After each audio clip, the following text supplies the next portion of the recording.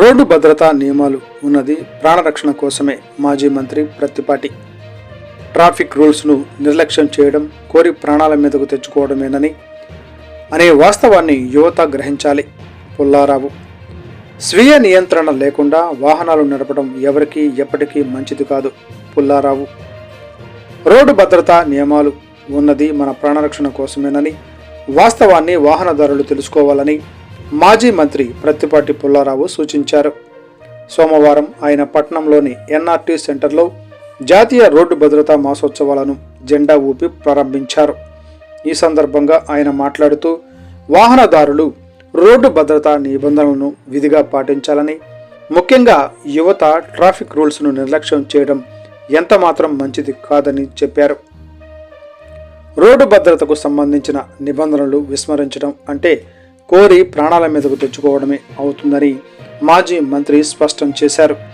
రోడ్డుపైకి వచ్చి క్షేమంగా ఇంటికి వెళ్లే వరకు ప్రతి ఒక్కరూ తమ కుటుంబాల గురించి ఆలోచించాలని ఆయన హితవు పలికారు.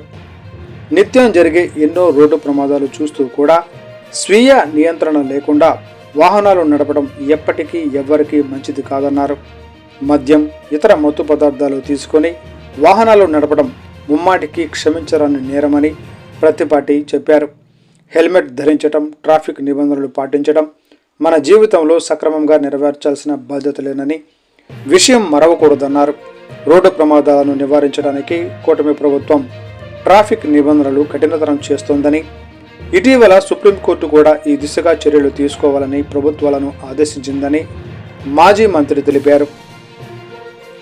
వాహనదారుల భద్రత, క్షేమాన్ని దృష్టిలో పెట్టుకుని గత ప్రభుత్వం గాలికి వదిలేసిన రోడ్ల నిర్మాణం, మరమ్మతులను చంద్రబాబు ప్రభుత్వం యుద్ధ ప్రాతిపదికన చేపట్టిందని మాజీ మంత్రి తెలిపారు.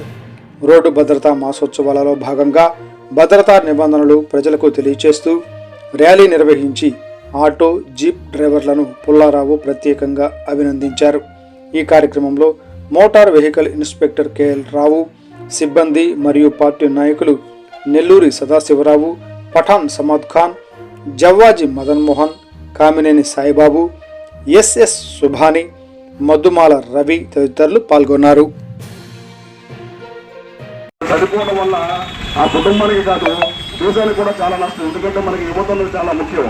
వాళ్ళు ఉద్యోగాలు చేయాలి, కొనుగోలు శక్తి పెరగాలి, వాళ్ళు పంట కూడా ట్యాక్స్ రావాలి, ట్యాక్స్ కూడా అభివృద్ధి పనులు జరగాలి. ఇవన్నీ జరగకపోవడం కారణం ప్రమాదాలు ఎందుకు జరుగుతున్నాయి?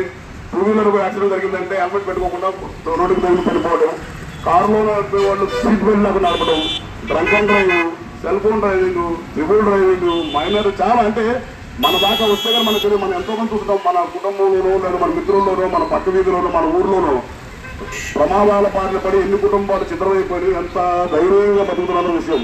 అందువల్ల కనీసం విగ్రహించైనా సరే మనందరినీ ఈ రహదారి భద్రతా ఉద్యమాన్ని ప్రతిరోజు గుర్తు చేసుకుంటాం. ఏదో నడవలు పెట్టాలి మాత్రం పోదు, ప్రతి అందరి బాధ్యత. కాబట్టి అందరూ మరొకసారి మనసులో పెట్టుకొని మన వంతుగా ప్రమాదం జరగకుండా కాపాడాలని నేను కోరుతున్నాను. ఇప్పుడు మన ముఖ్య అతిథి శ్రీ పుల్లారావు గారిని మాట్లాడి అలాగే ర్యాలీ ప్రారంభించడానికి కోరుతున్నాను. Thank you.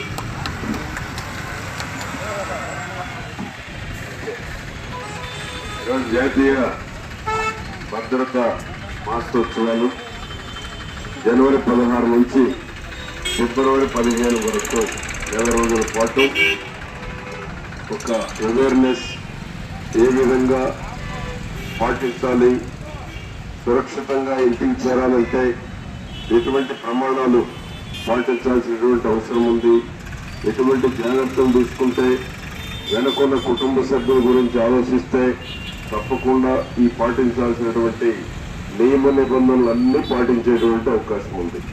ప్రతి క్షణం కుటుంబ సభ్యులను తెలుసుకోవాలి.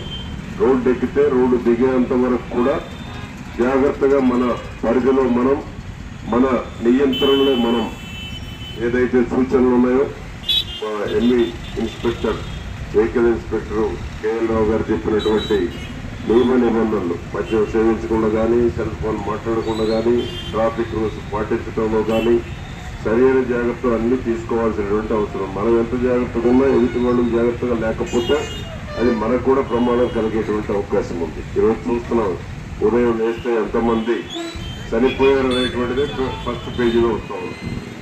కాబట్టి అటువంటి జాగ్రత్తలన్నీ తీసుకుంటే కుటుంబ సభ్యులు స్టీరింగ్ పట్టుకునే డ్రైవర్ లేకపోతే వెహికల్ ఏందో ఫ్యామిలీ కూడా అంతే.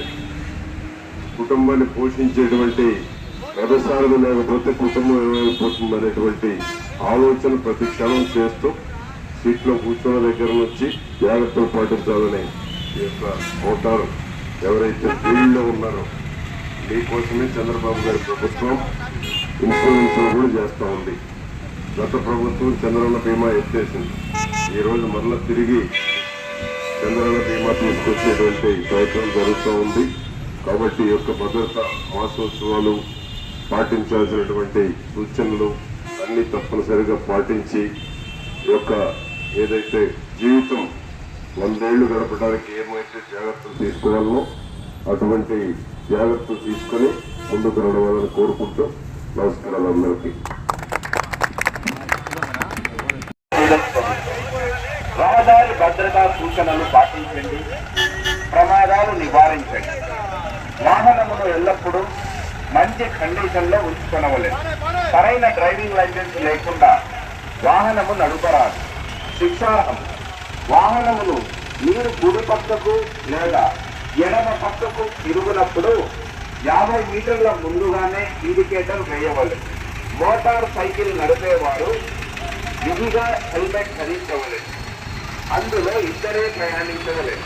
కారులో ప్రయాణించేవారు మరియు డ్రైవర్ విధిగా సీటు బెల్ట్ ధరించవలెను. రహదారి భద్రతా సూచనలు పాటించండి.